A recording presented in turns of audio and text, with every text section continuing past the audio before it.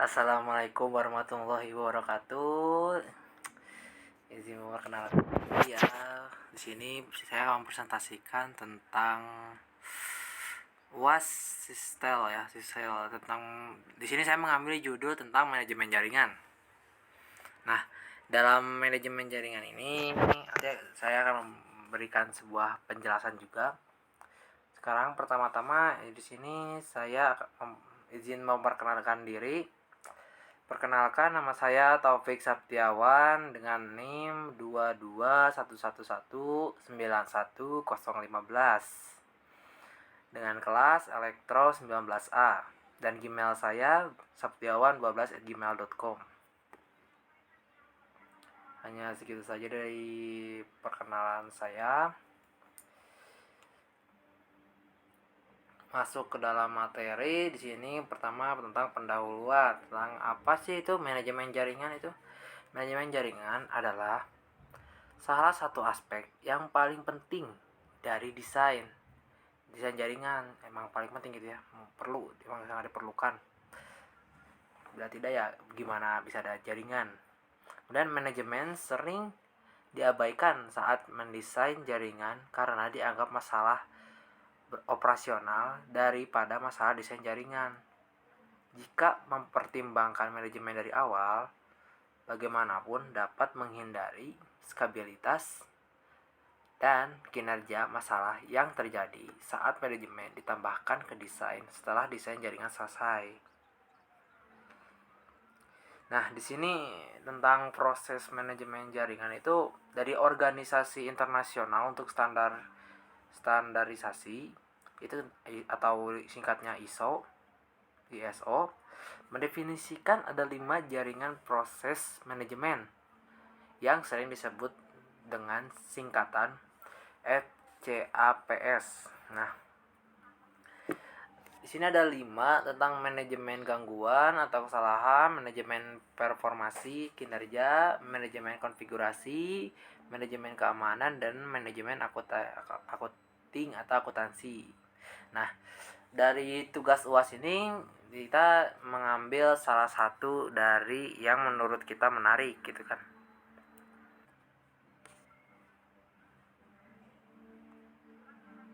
Nah, di sini saya mengambil manajemen konfigurasi. Yaitu kegiatan yang menyediakan fungsi mengendalikan dan mengenali unsur dari jaringan. Net atau network element NE. Mengambil dan memberikan data dari atau ke NE. Nah, manajemen konfigurasi sendiri itu adalah kumpulan proses dan alat yang mempromosikan konsisten jaringan, melacak perubahan jaringan, dan menyediakan up-to-date jaringan, dokumentasi, dan visibilitas. Jadi manajemen konfigurasi itu cukup penting juga. Untuk selanjutnya, tentang penjelasan lebih lanjutnya tuh, manajemen konfigurasi memiliki fungsi besar di dalam manajemen jaringan. Ini mencakup banyak daerah. Nah, di sini tuh ya, banyak orang berpikir manajemen konfigurasi sebagai yang hanya mengelola konfigurasi dari perangkat jaringan, tetapi manajemen konfigurasi itu mencakup lebih banyak dari ini. Sebenarnya itu. Nah, manajemen konfigurasi bukan hanya tentang teknologi untuk mengumpulkan informasi perangkat, tapi juga tentang proses yang diperlukan untuk mendukung jaringan operasional. Jadi konfigurasi bukan hanya tentang teknologi ya, banyak lagi. Nah, mungkin dari manajemen konfigurasi dapat diringkas sebagai perangkat keras dan pengumpulan persediaan perangkat lunak. Jadi bisa perangkat keras seperti hardware gitu kan ya, perangkat lunak, software mungkin. Terus manajemen software perangkat, koleksi konfigurasi berperangkat, backup, melihat, pengarsip, pembanding, deteksi perubahan konfigurasi hardware atau perangkat lunak. Nah, kemudian ada implementasi perubahan konfigurasi untuk mendukung manajemen perubahan. Di sini ada beberapa manfaat dari sistem konfigurasi yang efektif. Ini cukup banyak. makanya kan penting, manajemen konfigurasi ini penting. Beberapa manfaatnya itu mengurangi downtime melalui perubahan identifikasi dampak cepat, kemudian peningkatan produktivitas untuk membuat perubahan konfigurasi, lalu membantu memastikan kepatuhan untuk konfigurasi perangkat dari versi perangkat lunak atau atau perangkat keras. Nah, kemudian ada penentuan dampak cepat, peringatan keamanan, kemudian peningkatan visibilitas dan akuntabilitas di semua tingkat gitu, dan proses peningkatan dan implementasi persetujuan tentang beberapa manajemen konfigurasi juga itu memerlukan sebuah persetujuan dari pihak-pihak lain gitu ya. Di sini ada penjelasan tentang fondasional dan fundamental. Manajemen konfigurasi adalah landasan dari sistem manajemen jaringan dan siklus hidup jaringan. Ia tahu apa yang ada di jaringan dan menyediakan kontrol atas elemen-elemen jaringan dan hubungan antar phase siklus hidup gitu. Siklus hidup. Nah, dalam siklus itu memiliki beberapa tahapan dalam hidup jaringan, yaitu siapkan, rencana, desain, menerapkan, beroperasi, dan optimal. Dari sini ada bahasa Inggrisnya: prepare, plan, design, implement, operate, dan optimize. Itu tahapan siklus dalam hidup jaringan. Itu sangat penting loh ya. Nah, siklus hidup jaringan itu berlaku untuk seluruh kehidupan jaringan serta proyek-proyek kecil yang memperluas jaringan dari waktu ke waktu. Definisi umum untuk sebuah proyek sekarang adalah sesuatu yang membutuhkan desain kan seperti apa desain itu, dan semua desain harus sesuai dengan arsitektur atau arsitektur harus diperbarui dengan persyaratan baru diidentifikasi.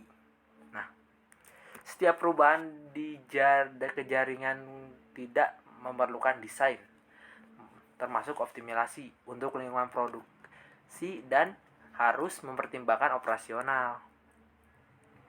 Nah, di sini ada beberapa peran dalam pengiriman jaringan dan mendukung. Ada manajemen, arsitektur, pengiriman, dan dukungan. Nah, di sini ada tabel. Di sini tabel kan ada yang ditandai X, ya kan? Itu tabel tersebut itu menunjukkan aliran kerja melalui tim, jaringan, dan garis batas ya dalam tanggung jawab antara peran. Manajemen konfigurasi menyediakan titik pelaksanaan batas dari proses ini dapat dikembangkan yang mendukung siklus hidup jaringan dan peran yang diperlukan. Nah, di sini ada beberapa persyaratannya, misalkan kumpulkan persediaan jaringan termasuk classing dan modul nomor seri, laporan persediaan jaringan mengumpulkan konfigurasi perangkat, jauhkan beberapa versi konfigur perangkat, dan lain-lain. Dan di sini masih ada lagi, cukup banyak ya. Tapi lebih cari yang penting-pentingnya gitu ya, atau seperti simpan atau link dokumentasi statis dan diagram mendukung proses persetujuan dari alur kerja seperti di atas itu perlu banget ya. Nah, dalam manajemen konfigur itu contohnya itu dalam konfigurasi dalam komputer ya. Kalau saya berasal dari TKJ juga, di sini saya mempunyai beberapa pengetahuan yang dari SMK itu yang paling saya tahu itu tentang topologi star. Ya kan, yang di tengah-tengah itu, yang di tengah-tengah ini itu adalah kalau gas switch itu router ya. Dalam manajemen konfigurasi juga pada komputer dengan menggunakan IP address, pada gambar di samping ini adalah topologi star di sini. Star. Nah, jenis topologi ini juga cukup banyak digunakan di perkantoran atau di perusahaan dengan skala kecil dan menengah. Karakteristik khusus dari topologi star adanya satu jaringan yang berfungsi sebagai pusat segala aktivitas di mana setiap komputer host memiliki kabel sendiri yang terkoneksi dengan langsung perangkat pusat hub dengan sistem point to point. Di sini ada kekurangan dan kelebihannya. Itu kelebihan dari topologi star itu jaringan topologi ini tetap berjalan baik walau salah satu komputer klien bermasalah. Kemudian tingkat keamanan data topologi ini cukup baik ya. Jadi nggak gampang kecuri gitu. User lebih mudah mendeteksi masalah pada jaringan. Kemudian lebih fleksibel. Dan untuk topologi star itu, topologi ini terhitung mahal sebenarnya, menggunakan cukup banyak kabel. Lalu seluruh komputer dalam jaringan ini akan bermasalah jika hub atau switch mengalami masalah. Nah, seperti ini kalau misalkan ininya bermasalah gitu, IP dari PC server mana, misalkan servernya sini, dan mengatur ini. Dan bila salah dalam pengaturan dari server awal di sini, itu berpengaruh ke dalam switch atau hub ini, atau mikrotik ya, dulu di sekolah itu makanya mikrotik. Terus topologi star itu sangat tergantung pada terminal pusat, jadi cukup mudah, cuman bila ada kesalahan kecil gitu udah. Nah, di sini ada kabelnya ya. Di sini kabel yang digunakan pada gambar ini tuh, yang ini kabel-kabel ini itu menggunakan kabel yang disebut dengan kabel UTP gitu ya. Kabel UTP ada dua gitu ya. Ada tipe strike. Tipe strike itu kabelnya sama ya, ujung satu ujung duanya itu sama, putih oranye, putih hijau biru, putih biru hijau, putih coklat. Nah, yang pertama itu kalau tentang kabel strike itu menghubungkan komputer dengan switch atau hub, menghubungkan komputer dengan jaringan LAN pada modem kabel dan lain sebagainya. Kemudian menghubungkan router dengan jaringan LAN pada modem kabel atau dan sebagainya. Menghubungkan switch ke router juga bisa ya, misalkan ada switch ke router gitu bisa. Kemudian menghubungkan hub ke router sama. Nah, untuk kabel tipe cross itu menghubungkan dua buah komputer secara langsung, seperti bila kita ingin mengirimkan sebuah file gitu kan, hanya file-file saja, bisa kita gunakan kabel crossover. Kemudian menghubungkan dua jenis switch, menghubungkan dua hub,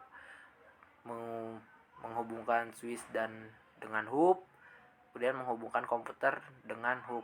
Nah, seperti yang saya jelaskan itu yang di atas itu saya hanya memperlihatkan tentang topologi star.